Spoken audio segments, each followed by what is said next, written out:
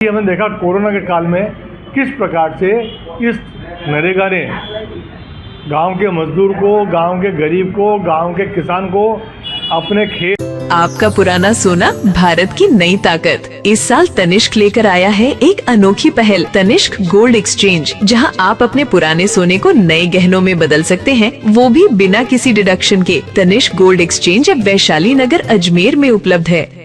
2005 में मनमोहन सिंह जी के नेतृत्व में यूपीए सरकार ने ये योजना ग्रामीण रोजगार गारंटी के लिए लागू की थी। इस योजना के तहत गांव में 100 दिन का रोजगार देने की सरकार की गारंटी थी।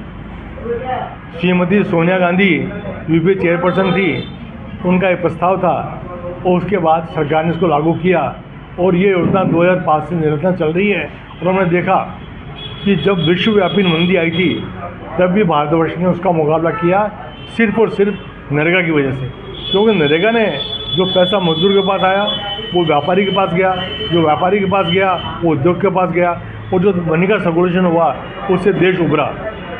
इसके साथ ही हमने देखा कोरोना के काल में किस प्रकार से इस नरेगा ने गांव के मजदूर को, गांव के गरीब को, गांव के किसान को अपने खेत और अपने घर को चलाने में सुविधा दी।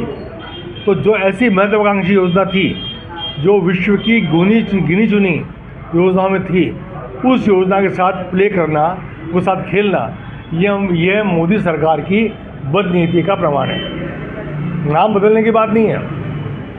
महात्मा गांधी के नाम पर जो योजना चल रही थी और महात्मा गांधी को पूरा विश्व मानता है, उसमें नाम बदलने का कोई विचार समझ में नहीं आता है, क्योंकि महात्मा गांधी सिर्फ कांग्रेस के नहीं हैं, वो पूरे देश के हैं, पूरे विश्व की शांति के हैं, विश्व की अहिंसा के लिए हैं, सद्भाव के लिए हैं, सद्गुणों के लिए हैं। ऐसे व्यक्ति का नाम बदलना सरकार की बदनीति का लाभ कुछ भी नहीं है। और मैं तो ये कहना चाहता हूँ आपके चैनल के माध्यम से, तो मुझे लगता है कि सरकार आहिस्ता आहिस्ता इस योजना को, जो महात्मा गांधी रोजगार गारंटी योजना थी, इसको ख़त्म करना चाहती है और ख़त्म करके वो मजदूरों का निवाला छीनना चाहती है।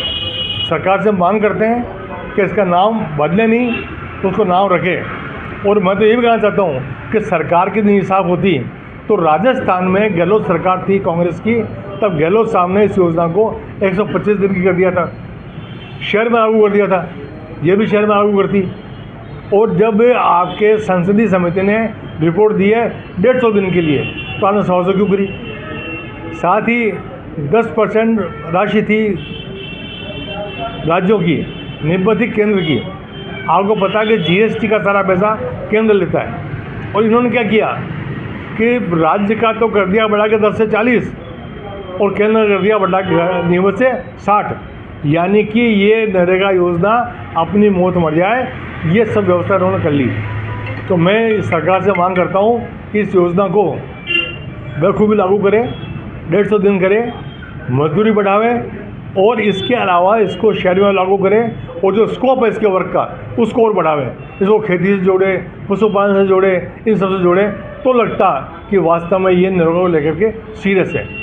मैं उम्मीद करता हूँ कि मोदी जी इसे पुनः विचार करेंगे और मैं राष्ट्रपति जी से मांग करता हूँ कि ये जो बिल आपके पास आए इसे आप मंजूर नहीं करें, सरकार को फिर बजट विचार करने के लिए और इसको मजबूत करें, क्योंकि राष्ट्रपति जी स्वयं एक ऐसी पृष्ठभूमि से हैं जो महात्मा गांधी के महत्व को बखूबी समझेंगी। एक बार फिर मेरी आपसे ये अपील है कि आप राष्ट्रपति जी इसको मंजूर न करें और इसे आगे भेजें।